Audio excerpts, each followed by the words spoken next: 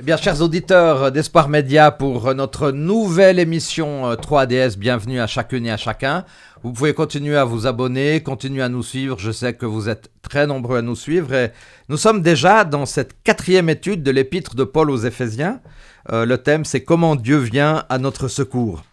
Et pour cette étude, bien, j'ai la joie d'avoir d'un côté David Géna, qui était là déjà la semaine passée, et puis aussi Loïc Praget, qui aura l'occasion aussi de se présenter tout à l'heure. J'aimerais vous remercier d'être là, d'avoir pris votre temps pour être dans cette nouvelle étude de l'épître de Paul aux Éphésiens. Dans quelques instants, nous allons commencer notre émission.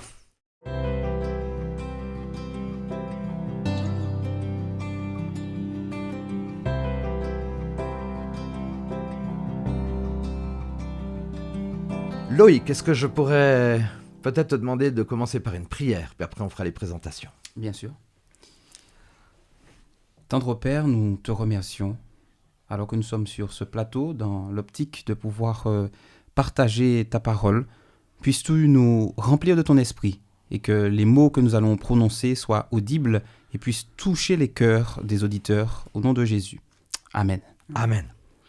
Alors Loïc, ça fait plaisir que tu sois avec nous. Est-ce que tu veux nous dire quelques mots de présentation ? Ah oui, juste quelques mots, c'est-à-dire que je suis étudiant à la faculté de théologie de Collonges-sous-Salève. Donc je viens de terminer la 2e année, donc entre guillemets en vacances, mais j'ai l'opportunité aujourd'hui une nouvelle fois d'être sur ce plateau avec vous. Donc c'est avec grand plaisir que je suis là aujourd'hui. Merci d'être là. David ? Alors, moi, un pasteur à la retraite, mais qui est encore actif. Donc je travaille dans une église à Sion. Et puis j'ai 2-3 autres mandats, donc voilà, j'essaye vraiment non seulement de m'occuper, mais aussi, j'allais dire, de donner du sens à ma vie, quoi. Et très heureux de partager ce moment avec vous.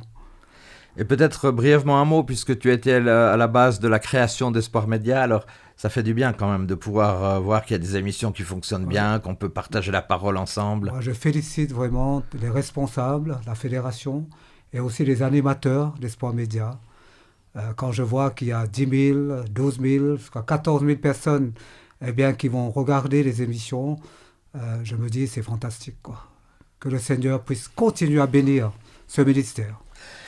Alors David, on a entendu, tu as encore un ministère en Valais. Le Valais, c'est beaucoup de montagnes. Et puis là, alors le Valais, c'est beaucoup de montagnes, beaucoup de pentes.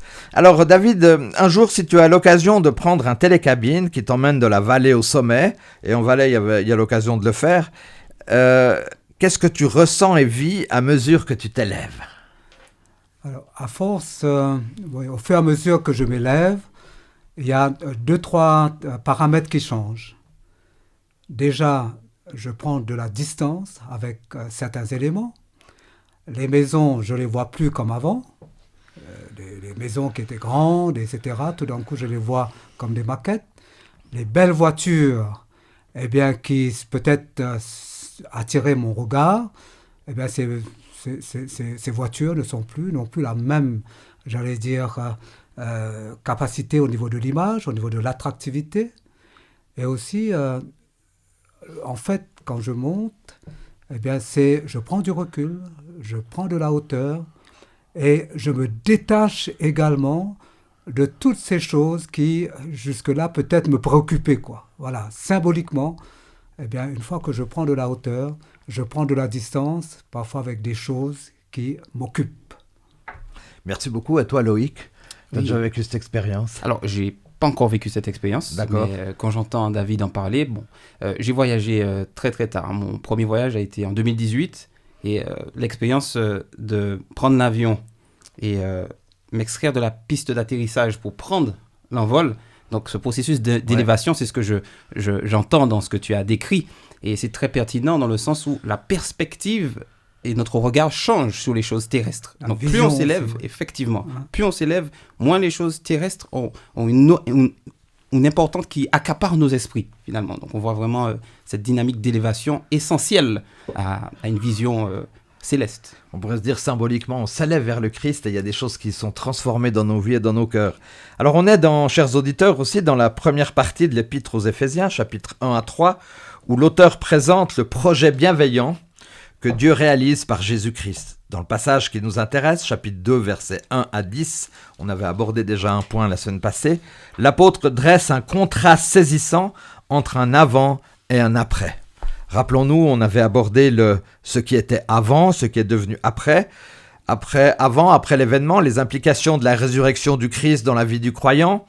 Et cet événement central, rappelé dans sa prière, permet ce basculement. Cette puissance de Dieu est mise à disposition du croyant au travers de la foi.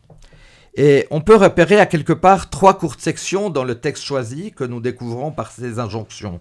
Paul fait un récit plus détaillé de la conversion. Et puis il savait bien, lui-même avait vécu une telle conversion. Et avant de réfléchir sur ces versets de Éphésiens 2, versets 1 à 10, il nous faut peut-être juste lire Éphésiens 1, versets 19 à 23. Loïc, tu serais d'accord de nous lire ces 4 versets ? Bien sûr. Alors, Éphésiens. Éphésiens, chapitre 1er, versets 19 à 23. Avec plaisir. Alors. Et quelle est la grandeur surabondante de sa puissance envers nous qui croyons, selon l'opération souveraine de sa force. Il l'a mise en œuvre dans le Christ, en le réveillant d'entre les morts et en le faisant asseoir à sa droite dans les lieux célestes, au-dessus de tout principat, de toute autorité, de toute puissance, de toute seigneurie, de tout nom qui puisse prononcer non seulement dans ce monde-ci, mais encore dans le monde à venir. Il a tout mis sous ses pieds et l'a donné comme tête au-dessus de tout, à l'Église qui est son corps, la plénitude de celui qui remplit tout en tous. Alors David, quel est le message central ? Est-ce que là, le message central, c'est la victoire de Jésus sur l'adversaire ? Alors, c'est la puissance de Dieu qui se révèle dans notre délivrance à nous. Verset 19. Et aussi, verset 20, 23, il y a cette véritable explosion de la puissance de Dieu en Christ qui dévoile l'énergie divine déployée dans le Christ Jésus. C'est important, vraiment, que ce fondement de la parole puisse s'articuler autour de la personne de Jésus. Ce n'est pas autour, j'allais dire, d'une connaissance, c'est autour d'une relation, autour d'une personne, quoi. Donc ça, c'est pour moi important. Tout à fait. Tout à fait. Et toi, Loïc, c'est aussi cette idée Oui, c'est-à-dire qu'en fait, tu as parlé de cette connaissance, donc cette proximité qui est nécessaire également dans la perspective où on s'approche et on connaît le message qu'il a dispensé. Puisque le message du Christ est fondamental. Et quand on analyse ces textes, on voit que l'autorité qui lui a été donnée surpasse toute puissance, toute seigneurie. Donc on voit vraiment qu'il s'extrait. Donc on a parlé d'élévation. Donc au-dessus de cette perspective de domination qu'il y a dans le monde, il y a une distinction entre le Christ qui assoit son autorité et celle des hommes. Donc il y a une claire distinction qui invite à l'élévation et à s'extraire du paradigme humain dressé au niveau de la domination. Surtout par rapport au pouvoir. Tout à fait. Les relations ne sont pas les mêmes. Tout à fait. Jésus, il a pu vraiment capitaliser, j'allais dire, eh bien, son ministère par rapport à l'humilité, l'obéissance jusqu'au bout. C'est pour ça que Dieu l'a élevé, quoi. Tout à fait. Alors, je l'ai évoqué, donc c'était la conclusion du chapitre 1er qui nous amène au chapitre 2. Et dans le chapitre 2, on a quand même une structure très intéressante, puisque dans les 3 premiers versets, il est surtout dit « ce que nous étions ». Et l'apôtre Paul aime bien insister là-dessus, ce que nous étions, mais ce que nous pouvons devenir. Versets 4 à 6, ce que Dieu a fait pour nous. Il n'y a pas seulement notre passé, mais il y a ce que Dieu fait pour nos vies et pour quelle finalité. Chapitre 2, versets 7 à 10. Alors, dans cette structure, si on prend cette structure, ce que nous étions, ce que Dieu a fait pour nous, pour quelle finalité, en fait, à quoi ça sert dans nos vies spirituelles ? Un commentaire là-dessus, Loïc, d'après David ? Oui, bien sûr. Alors, on voit qu'il y a un processus. Et lorsqu'on une structure analyse, quand même claire. Une structure claire, effectivement. Tu as parlé d'un avant, d'un après. Il y a aussi celui qui est, qui était, qui vient à travers le message du Christ. Donc on a les 3 dimensions qui sont développées. Une vision holistique de ce que le Christ peut faire dans la vie d'un être humain. Et moi, ce que je note aussi, c'est la manière dont cette structure s'articule. Puisque il dit, par exemple, au verset 3, « Nous aussi, nous étions de leur nombre, nous conduisions autrefois selon nos désirs, selon notre chair, nous faisions les volontés de notre chair. » Donc, on voit une certaine forme de désordre. Et à travers ce désordre, Dieu, à travers le Christ, vient mettre l'ordre. Et ça rappelle un petit peu la dynamique du récit de la Genèse. Lorsqu'on dit, effectivement, la création. Parce qu'on dit que la terre était informe et vide. Mais lorsqu'on lit en hébreu, on voit effectivement que les mots tohu bohu font référence au vacarme, le chaos. À partir de ce chaos initial, donc qu'on retrouve aussi dans certaines cosmogonies antiques, on se rend compte que Dieu va créer de l'ordre. Et ce désordre intérieur de l'être humain est capable d'être rectifié si on se confie en Christ. Donc il y a vraiment une analogie très intéressante dans la perspective liturgique, puisque tu en avais parlé, David, de la dimension liturgique qu'on peut sentir dans ce texte. On peut presque le chanter. Donc vraiment, c'est quelque chose de Donc très dans cette fascinant. structure que tu nous rappelles, Loïc, David, c'est quoi la finalité en fait? Alors, pour moi, la finalité, mais avant d'arriver à la finalité, par rapport à la structure, le verset 2, il y a le vous, on arrive au nous, au verset 3, et puis tout d'un coup, on a l'impression de tourner en rond. Il n'y a pas de verbe. Et tout d'un coup surgit un sujet, au verset 4, c'est Dieu. OK? Et le verbe, c'est quoi le verbe? Il nous a co-vivifiés, avec au verset 6, 2 nouveaux verbes, co-ressusciter et co-asseoir, reclenchant l'initiative divine, quoi. C'est-à-dire que le sujet du verbe, c'est Dieu lui-même. C'est pas quelqu'un d'autre, c'est pas un apôtre, c'est pas vraiment un autre personnage. Et pour moi, c'est important que tout vient de Dieu et tout part à Dieu, quoi. Et par rapport à Jésus, tu as parlé de l'ordre, mais le personnage que Dieu a établi, a mis en avant, okay, a pris dans ses bras, c'est le Christ, le Fils. Et c'est parce qu'il y a cette relation entre Dieu et son Fils que cette relation de nous au Christ devient possible, quoi. Voilà ce que je voulais dire par rapport à ta question, quoi. Alors dans les versets 1 à 3, on a le vous, on a le nous. Le vous et le nous, on parle de qui ici? Alors, c'est vrai que ça a été mentionné dans les leçons précédentes. Et c'est très intéressant qu'on parle d'Éphèse, qui est une ville cosmopolite. Donc, tu avais mentionné le nombre d'habitants qui dépasse les 250 000, brassage de population, effectivement, différentes perspectives, différentes religions. On parle de païens, de non-juifs, on parle juifs, tout à fait de juifs, etc. Donc, il y a ce message unificateur, mais cette perspective qui, mettant en relief l'avant, propose à ceux qui y adhèrent une vie nouvelle. Donc je trouve vraiment que cette structure et le texte qui fait référence à cet épître nous plonge au cœur d'une vie nouvelle. Tout à fait. Ouais. Vous étiez morts, hein? Ouais. Le texte nous dit, vous étiez morts, nous tous aussi. Alors là, tout d'un coup, il y a un aspect universel de la grâce Tout à fait. qui entre d'une manière éclatante. Et puis, il est dit, nous sommes son ouvrage, et il parlait vraiment de la foi. OK?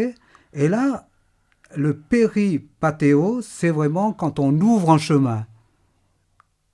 Et ce chemin, il est ouvert par Dieu. Et c'est vrai, parce que dans la continuité de ce que tu dis, Oui.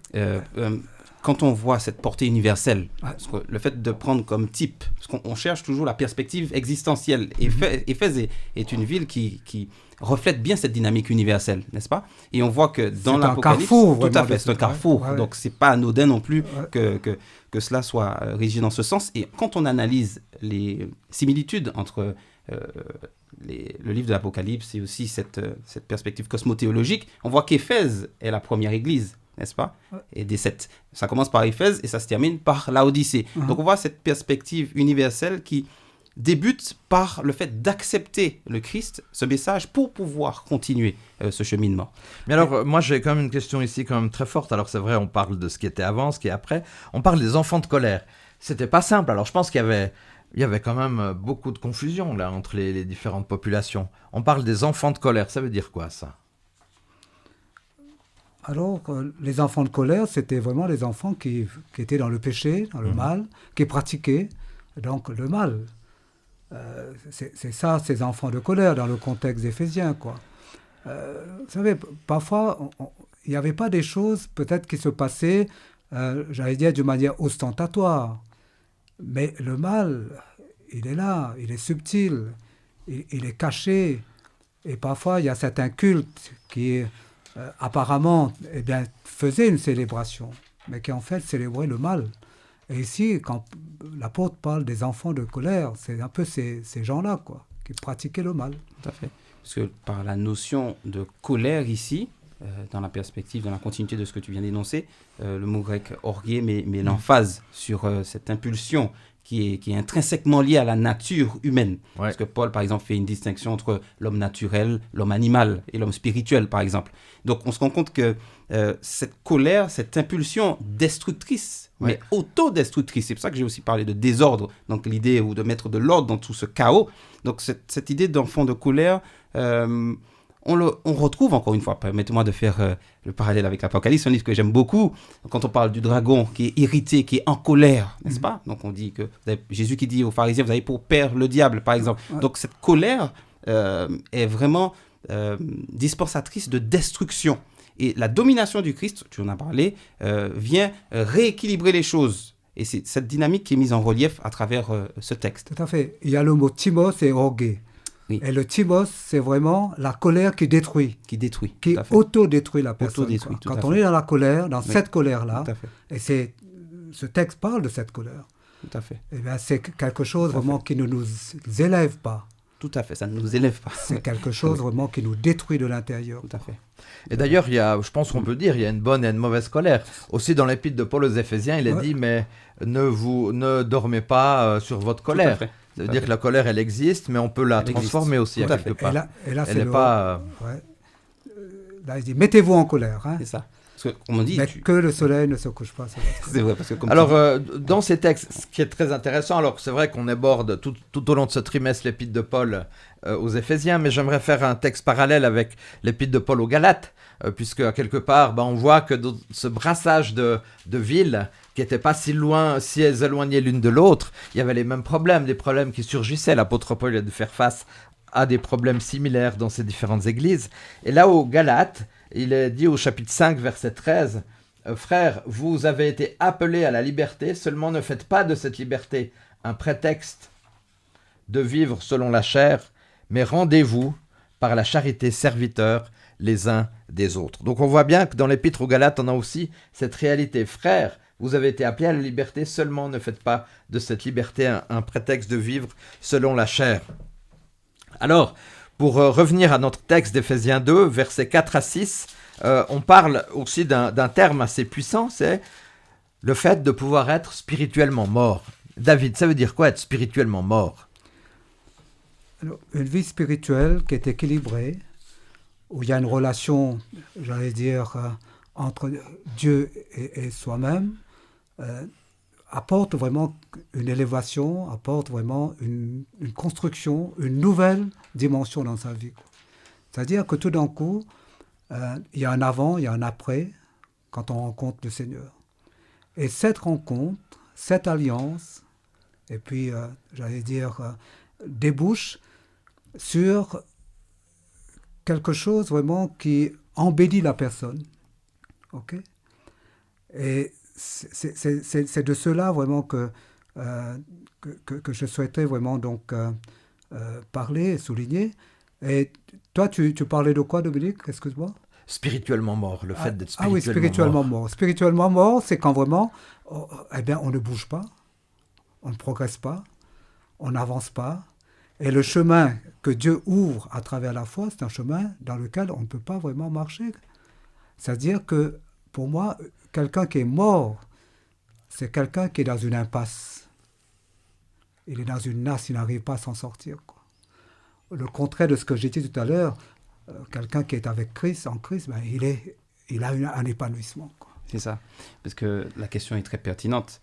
Parce que quand on analyse le texte, on voit que l'auteur va mettre en relief un mot spécifiquement lié à la mort spirituelle, parce qu'il va utiliser nékros. Il aurait pu utiliser un autre mot en grec, n'est-ce pas? Et donc, quand il utilise ce mot nékros, c'est quand on parle de nécrose, effectivement. Donc, on voit vraiment cette notion dévastatrice. Cette mort spirituelle, finalement, me rappelle le texte qu'on peut retrouver dans Ésaïe 53.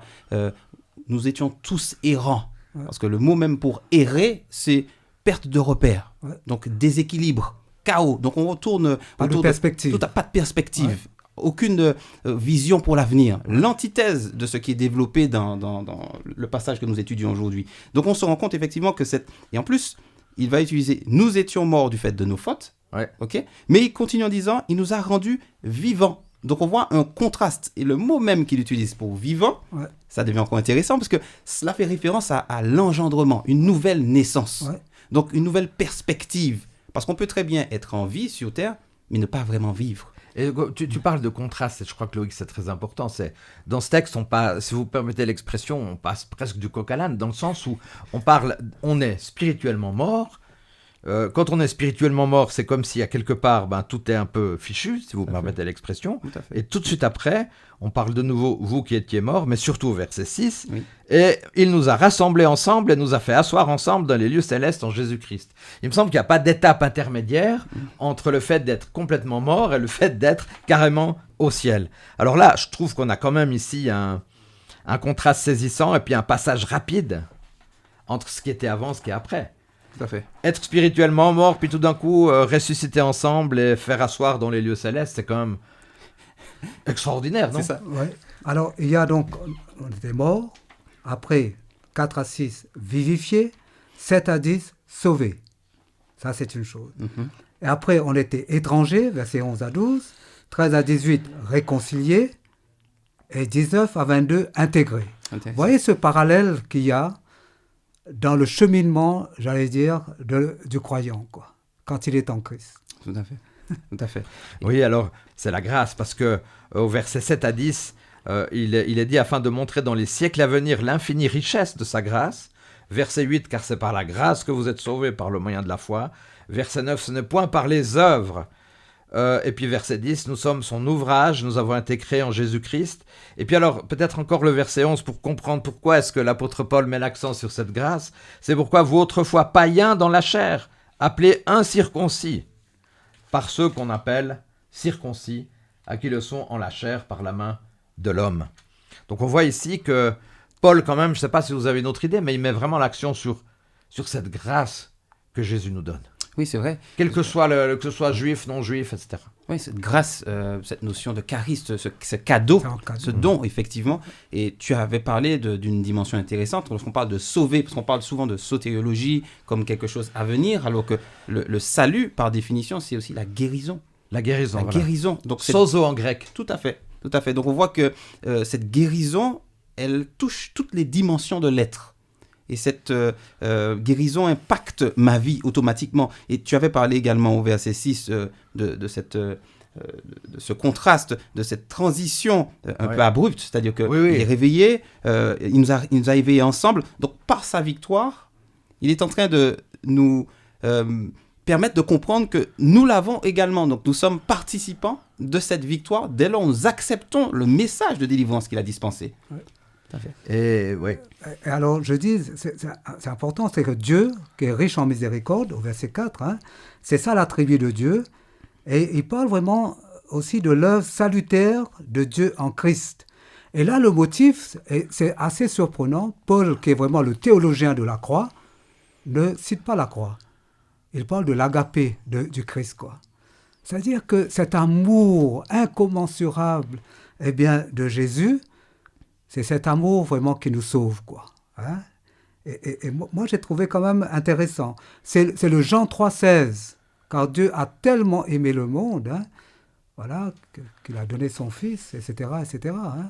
Donc, on voit là que l'amour de Dieu, c'est cet amour-là qui est au centre, vraiment, j'allais dire, de la relation, quoi. Mm-hmm.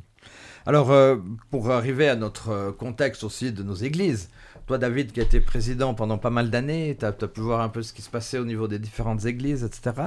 Est-ce que vraiment aujourd'hui, on pourrait dire, et Loïc, je pourrais te demander dans ton église à Collonges, où tu es, c'est ça là, à Collonges, est-ce que notre église a bien compris ce message fondamental de la grâce? Est-ce qu'on n'est pas des fois encore un peu tellement tenu par la loi? La loi est importante, j'aimerais pas, chers auditeurs, me faire mal comprendre, mais seule la grâce nous sauve. Donc, est-ce que notre église aujourd'hui a bien compris ce message fondamental de la grâce?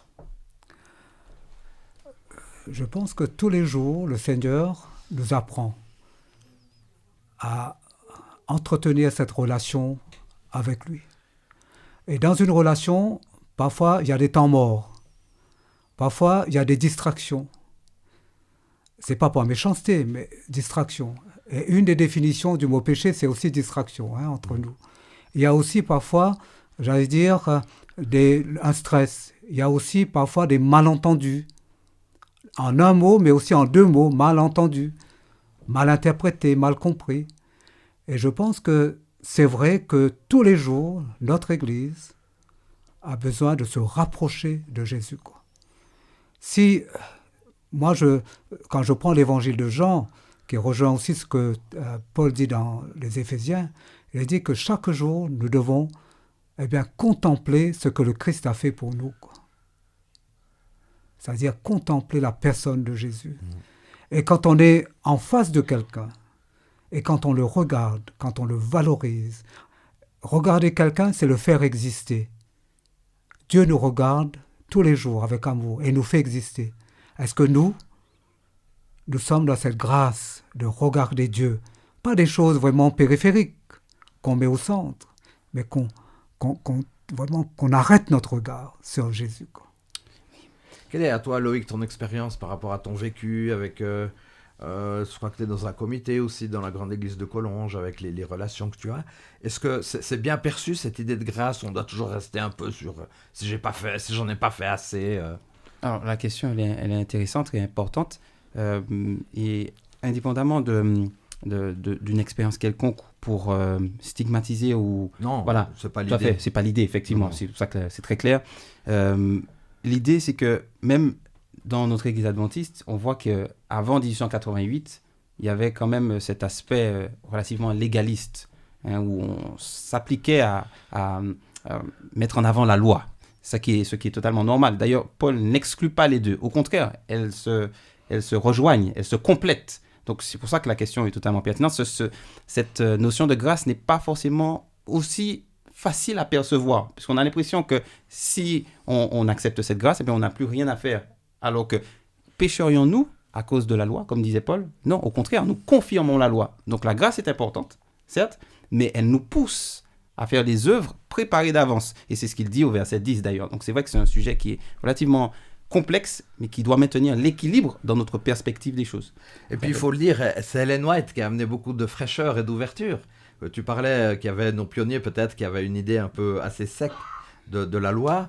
Et puis Ellen White va ouvrir cette perspective de la grâce. Ça, ouais. C'est intéressant. Moi, je pense que la loi n'est pas secondaire. Elle est seconde. Mais qu'au milieu de ma relation à Dieu, c'est la grâce, quoi. Mm-hmm. C'est la grâce par le moyen de la foi, quoi. Quand j'ai saisi cela, eh bien, j'ai jamais eu de problème avec la loi. Okay. Parce que cette loi ne peut pas être un motif qui nous donne l'impression d'être au-dessus. Et cette sensation de domination, donc finalement on s'élève. Supériorité tout sur à fait, les autres. Supériorité, tu en parlais. C'est un danger, oui. La semaine passée, effectivement. Donc ça m'a interpellé. Et c'est là où on ne doit pas tomber dans ce piège et privilégier la grâce, effectivement. Parce que tu as parlé d'Ellen White qui a rafraîchi un petit peu tout cela. Ouais. Et on se rappelle tous de cette fameuse conférence à Minneapolis, hein, avec James Jones et 1888, effectivement. James et Wagoner qui vont remettre au goût du jour le salut par la foi, par la grâce. Et j'ai suivi une conférence à Collonges la semaine passée avec les différents pasteurs d'Europe et il y avait une présentation très intéressante où on a vu qu'il y avait 2 dessins. Je ne les ai pas ici, mais un dessin fait par quelques pionniers. On voyait qu'il y avait un arbre avec les 10 commandements qui prenaient toute la place de l'arbre. Ça veut dire que c'était vraiment la loi qui dominait toute chose. Mm-hmm. Et après, Ellen White a proposé un autre dessin. Alors, elle n'a pas complètement enlevé la loi, mais elle a mis vraiment la mort de Jésus sur la croix en dessin, en premier. Et j'ai trouvé extrêmement intéressant ce dessin parce que dans un premier temps, on avait le dessin de l'arbre avec les 10 commandements. Puis dans un deuxième temps, on avait en première figure, en première image, la mort de Jésus pour nos vies. C'est ce que je voulais dire tout à l'heure, hein. Je n'ai pas dit que la loi était secondaire. La loi n'est pas secondaire, mais elle est seconde pour moi. Au milieu du message de l'Évangile, je découvre la grâce du Christ, quoi. Tout à fait. Donc, l'observation de la loi est la conséquence naturelle de l'acceptation de la grâce, tout simplement. Et c'est important qu'on en discute parce que je trouve, il me semble que dans toute l'épître aux Éphésiens, il y a quand même ce contraste. Entre, il y avait des juifs, il y avait des non-juifs, il y avait des circoncis, des incirconcis. Et je pense quand même que le message central de Paul, c'est de dire n'oubliez pas la grâce. parce que vous êtes formaté par la loi, mais n'oubliez pas cette dynamique de la grâce. On peut dire que le salut des croyants est une œuvre divine, pas humaine. Il ne vient pas de nous, mais c'est un don de Dieu, on l'a vu tout au long des versets. Aucun être humain ne peut se vanter d'en être à l'origine. Et debout par la grâce de Dieu, nous les croyants, nous sommes des preuves vivantes de sa grâce. Et j'aimerais terminer, puisque il nous reste encore un moment, mais j'aimerais terminer par encore une question, Loïc. Pourquoi est-il si important de comprendre que notre salut vient de Dieu et qu'il n'est pas enraciné dans nos mérites ou nos efforts? Oui, alors on a le risque de sombrer dans l'orgueil. On en parlait juste à l'instant. Comprendre que le salut est extérieur, c'est-à-dire qu'il vient de Dieu, nous rend plus humbles. Tu avais parlé la semaine dernière de l'étymologie du mot humilité, l'humus. Donc on voit que le principe créateur nous rappelle que nous sommes poussière et que son souffle nous habite. Donc nous sommes créés à l'image de Dieu. Mais pour que cette image puisse être vraiment véritable et puisse rayonner, nous devons faire attention à ne pas refléter l'image de la bête. Et aussi on contraste, n'est-ce pas? Quand on parle de l'image de la bête qui est contrastée avec l'image de Dieu, on voit cette dimension d'enfant de la colère pour l'image de la bête, la destruction. On retrouve aussi les royaumes. Dans Daniel, on parle que de bêtes qui dominent, etc. Et la domination du Christ est totalement différente. Ouais. Donc on voit vraiment une distinction qui nous pousse. L'humilité. L'humilité, effectivement. Il est venu non pour être servi, mais pour servir. Son message était au service de l'humanité. C'est vraiment une dimension que je trouve fondamentale. Et on discutait de ça avec, je crois qu'il y avait Roland Meyer et toute une équipe, mais on discutait justement de cette kénose. À un moment donné, il faut être dans le vide pour renaître dans quelque chose de rempli spirituellement en Christ. C'est la vraie humilité. Alors, David aussi... Voilà, c'est ce qu'on a dit. Notre salut vient de Dieu. Il n'est pas enraciné dans nos mérites, dans nos efforts. Alors, il faut beaucoup d'humilité dans cette relation à Dieu. Parce que souvent, nous sommes pris, habités par nos connaissances, parce que nous lisons à gauche, à droite. Et Satan, parfois, il est très subtil. Il va se loger là, où nous avons quelques complexes d'infériorité qu'on veut présenter comme des complexes comme des choses supérieures, etc. Et puis, le pouvoir, vraiment, c'est aussi, j'allais dire, un sentiment, une relation, vraiment, avec soi-même et aussi avec les autres. Et aussi croire que nous savons. Paul dit, la connaissance rend gonflé. Rend gonflé, quoi. Et ici, il dit, c'est un cadeau. Aucun mérite, aucune fidélité, parce que parfois, il y a des gens qui sont fidèles à tel ou tel courant de pensée, philosophie, voilà, moi je suis dans les hautes sphères. Tout à fait. Ici c'est un cadeau. Moi je mérite rien, je mérite rien, et tous les jours. Dieu m'offre ce salut par la grâce, quoi, ok? Et puis cet acte de grâce se répercute en effet bien au-delà de ceux qui sont les bénéficiaires. Et ici, ce que Paul parle aussi de l'Église, quoi. Ce peuple messianique, il parle de l'Église dans ce prolongement. Ce peuple a été intronisé quelque part par le Messie lui-même, qui a été là pour réconcilier, pas seulement dans une Église, mais réconcilier l'acte de Jésus. Son œuvre, c'est réconcilier l'univers. C'est pour ça qu'il est parlé de ces puissances actives. C'est éon. Oui. Parce qu'à l'époque, à Éphèse, il y avait des gens qui croyaient vraiment dans le cosmos. Il y avait des cultes par rapport aussi, j'allais dire, aux étoiles, à la lune, etc. Il y avait aussi donc toutes sortes de philosophies qui élevaient l'homme, entre guillemets, quoi. Mais c'était... Et ce qui est extraordinaire, c'est que l'apôtre Paul n'a pas eu peur de s'attaquer à ça. Oui. Il aurait pu avoir quelques craintes quand même dans cette Mais pourquoi? philosophie. Parce qu'il y avait une porosité entre ce que les gens de la ville pratiquaient et aussi ce qui se pratiquait à l'église. Il y avait parfois des restes de ces philosophies qui étaient là dans l'église. Courants gnostiques, etc. Tout à fait. Voilà, les courants gnostiques par exemple. Et Paul dit, écoutez, tout ça c'est quoi? C'est rien ça. Okay. Et pourtant, et comme tu dis, il va aussi utiliser ce même langage, parce qu'on voit bien une cosmothéologie, puisqu'il parle de éon, effectivement, il parle dans un langage familier, parce que c'est un message pour tous. Rappelez-vous qu'effectivement, c'est une ville cosmopolite, donc d'où l'importance, d'ailleurs, il a dit, je me suis fait tout à tous. Donc, sans pour autant parler de travestissement, il y a vraiment une ambition d'adapter le message à l'auditoire pour qu'il soit perceptible et audible. Donc je trouve ça très Et pertinent. l'apôtre Paul n'avait pas peur de lancer des idées totalement nouvelles pour ces personnes. Ils avaient pas l'habitude du tout d'entendre ces réalités-là. C'était les divinités. Donc tout d'un coup, Paul, il va parler de la résurrection, il va parler de la grâce, il va parler de ensemble dans les lieux célestes, etc. C'était quand même très courageux. Ouais, c'est audacieux. Tout à fait. Imaginez-vous Audacieux. tout d'un coup, il nous propulse vraiment dans les lieux célestes. C'est une vision apocalyptique. Tout à fait. Hein, c'est une révélation, c'est ça l'Apocalypse. Hein. Oui. Et je trouve intéressant que pour des gens qui étaient parfois quelque part englués dans ces philosophies qui étaient certes, j'allais dire, attractives, eh bien Paul dit, écoutez, vous avez cru en Jésus, il y a la réconciliation. Cette réconciliation, c'est avec tout l'univers que le Christ a fait. Et à travers Jésus, il y a quoi? Il y a cette possibilité pour vous d'être propulsé aussi dans ces lieux célestes, quoi. Tout à fait. Et quand tu parles de réconciliation, cette dimension cosmique, Cosmique, tout à fait, une dimension cosmique qui est au cœur de cette bataille finalement entre le bien et le mal. Et cette réconciliation doit être considérée à sa juste valeur, puisque dans l'Ancien Testament, il est parlé de réparateur de brèches. Donc ça veut dire que ce message est vraiment pertinent pour notre époque. L'objectif, c'est de saisir sa dimension existentielle. Donc il est totalement valable pour un monde qui se meurt.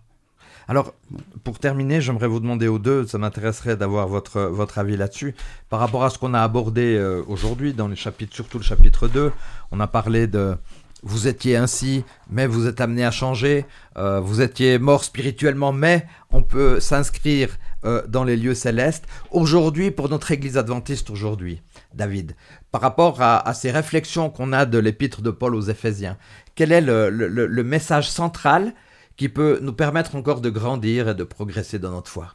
Alors, pour moi, le message par excellence, c'est un message d'espérance. D'espérance. Et je voudrais dire à ceux qui nous écoutent, croyez vraiment en Dieu et croyez en Jésus-Christ. Pourquoi? Parce que dans ce face-à-face, dans ce cœur à cœur avec Dieu, il y a une déconstruction quand on connaît, voilà, on est néophyte, on arrive, eh bien Dieu nous aide à nous déconstruire, mais il nous aide aussi à nous structurer, à nous reconstruire, à prendre de la hauteur et même de la distance avec toutes ces choses qui parfois nous empêchent d'être entièrement en Jésus, quoi. Et ça, pour moi, c'est quelque chose de fantastique. Et c'est ce message-là, eh bien, que je prends. C'est-à-dire qu'avant, il y a un avant, il y a un après. C'est le charisme, c'est vraiment la grâce, c'est vraiment la réconciliation. C'est aussi vraiment les œuvres que nous pouvons après, j'allais dire, accomplir dans le découlement de la foi, mais sans orgueil, parce que nous sommes ancrés en Christ Jésus. Moi, tout ça, ce sont des éléments eh bien, qui me poussent vers l'avant, quoi. Et toi, Loïc? Oui, effectivement, c'est-à-dire que ce processus qui est clairement exposé dans cette structure propose à qui que ce soit une nouvelle vie. C'est-à-dire qu'aucune situation n'est désespérée. C'est la raison pour laquelle le mot espérance, pour moi, est le mot clé également, puisque quelle que soit la situation dans laquelle on peut se trouver, dès lors où on a cette conviction que Dieu est capable de recréer en nous, à travers le Christ et son message, son image, eh bien, ça donne une dynamique totalement différente et une perspective nouvelle pour notre vie. Le mot espérer a la même étymologie que le mot respirer. Ça rejoint ce que tu dis. Alors, on va terminer, cher Loïc, cher David, on va terminer, alors que nous puissions espérer, que nous puissions continuer à respirer spirituellement, puisqu'on a parlé de mort. Ouais, donc, si on peut respirer, ça fait plaisir. Et puis, la respiration, vous la prenez, chers auditeurs, et puis vous savez qu'on va se retrouver la semaine prochaine pour une autre étude. Merci beaucoup à David d'avoir été avec nous pour 2 études. Loïc, on va te retrouver la semaine prochaine. Merci. Et puis, j'aimerais vous souhaiter bonne chance pour la suite de vos ministères. Amen. Chers auditeurs, merci, abonnez-vous, continuez à nous suivre, je sais que vous êtes très nombreux. Et la semaine prochaine, pour le dernier sabbat du mois de juillet, nous aurons l'étude numéro 5 de l'épître de Paul aux Éphésiens. David, tu nous unirais dans une dernière prière. Et je vous salue déjà. Ouais. Notre Dieu, notre Père, merci parce que tu t'es révélé à nous à travers Jésus. Et merci parce que nous ne sommes pas orphelins, nous sommes co-héritiers avec Jésus-Christ notre Seigneur. Et merci parce que nous étions morts. Et maintenant, tu nous as donné la vie. Tu nous as insufflé vraiment ce souffle qu'est l'Esprit et qui nous aide chaque jour dans les passages difficiles et qui nous aide vraiment à prendre de la hauteur, à prendre de la distance aussi avec notre ego, avec les relations de pouvoir que nous pouvons avoir avec les gens parfois, et qui nous aide aussi à vraiment contempler Jésus notre Seigneur. Merci pour tant de grâce et de bénédiction. En Jésus, je te prie. Amen. Amen.